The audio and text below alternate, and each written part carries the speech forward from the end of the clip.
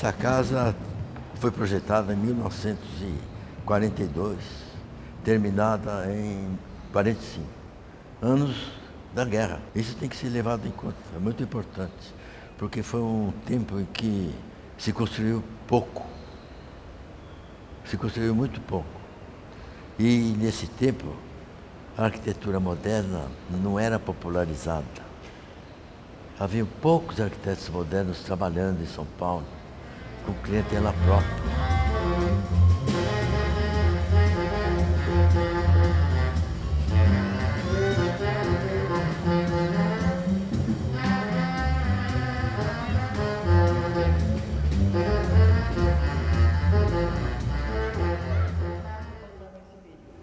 Então, na verdade, há vários tipos de palacetes.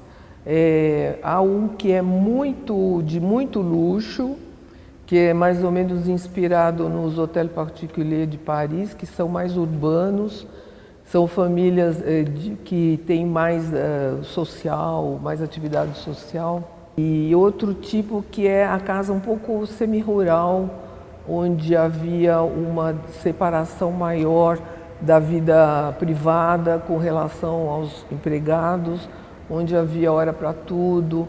E o importante nessas casas era a implantação também em meio aos jardins, todos os tipos dessas casas, que foi uma renovação em São Paulo.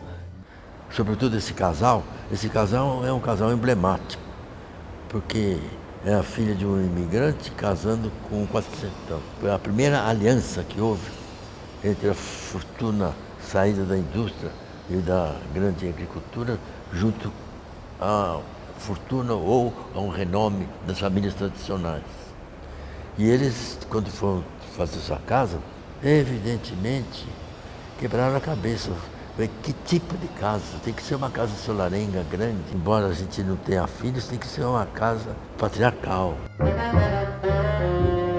Olha, aquela casa era uma maravilha. Tinha uns funcionários muito escolados, porque minha tia, a nossa tia, era muito exigente e era muito sociável. O casal recebia muitíssimo gente do estrangeiro e do Brasil.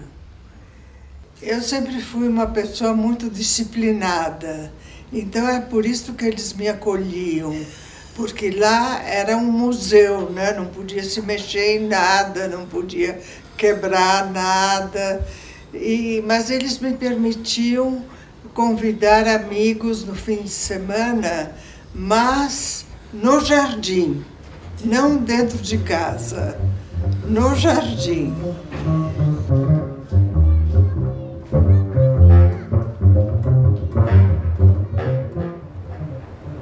Houve talvez uma escolha política. Se optou por um partido arquitetônico e um estilo próprio do neo-renascimento, um estilo próprio de vilas ricas italianas. Esse partido foi comum na Europa, não só na Itália, no final do século XVIII, XIX. Paris tem muito desse esquema, das ruas terem grandes muros, e atrás do muro um pátio, e lá atrás do pátio a casa.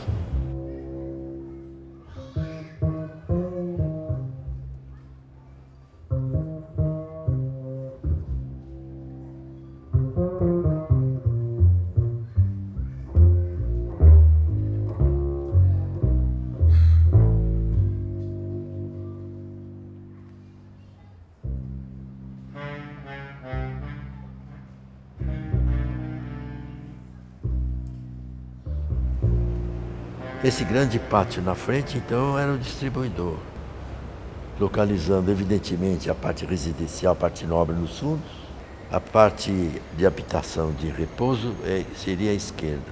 E à direita, onde tem um arco grande, onde se passa, ali seria a parte de serviço.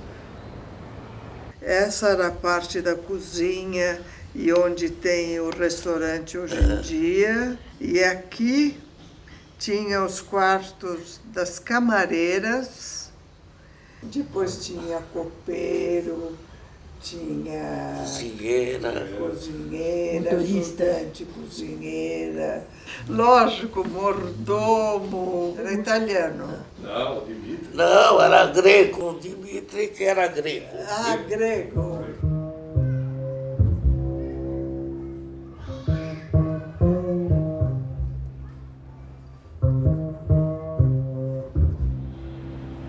Conforto ninguém despreza. De modo que, evidentemente, não tinha sofá de palhinha aqui para ele passar a tarde. Era um sofá, talvez o Chesterfield de couro e tal. E móveis antigos para dizer que ele era de uma família que usava aquilo. Ele se encantou por Couperin, né? E tem o retrato da mulher, que é muito bonito.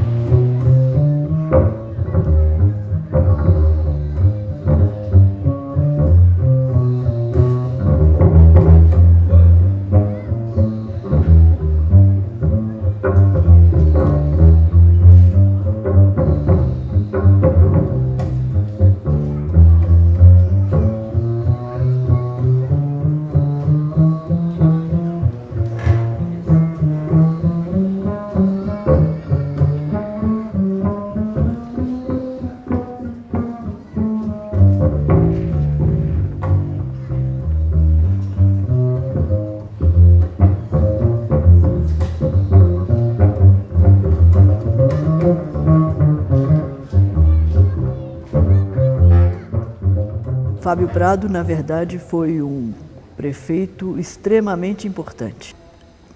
Fábio Prado foi prefeito de São Paulo no começo da gestão de Getúlio Vargas. Foi durante os anos 34 a 37, quando era governador do estado Armando de Salles Oliveira. Ele se ocupou muito das finanças da prefeitura e do planejamento urbano da cidade, que estava em pleno crescimento.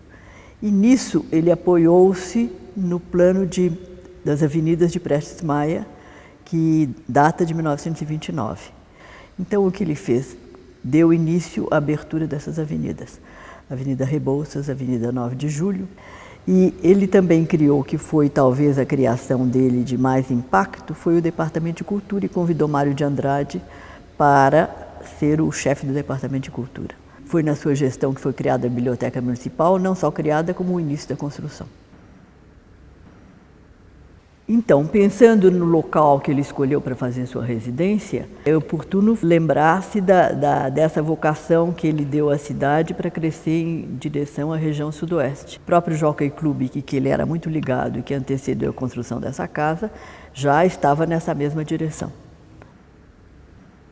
1942, né, que ele foi construído, nós já tínhamos a arquitetura moderna, grandes plantas de residências, né, prédios importantes, as casas de Rino Leve, do Warszawski, mas eu diria que é uma persistência cultural e é uma tradição interessante. A burguesia, tanto europeia como no Brasil, ela se identificou muito com esse tipo de casa, que se baseava inclusive nas moradias da aristocracia, nos estilos de época, ou históricos ou regionais, de cada um do seu país.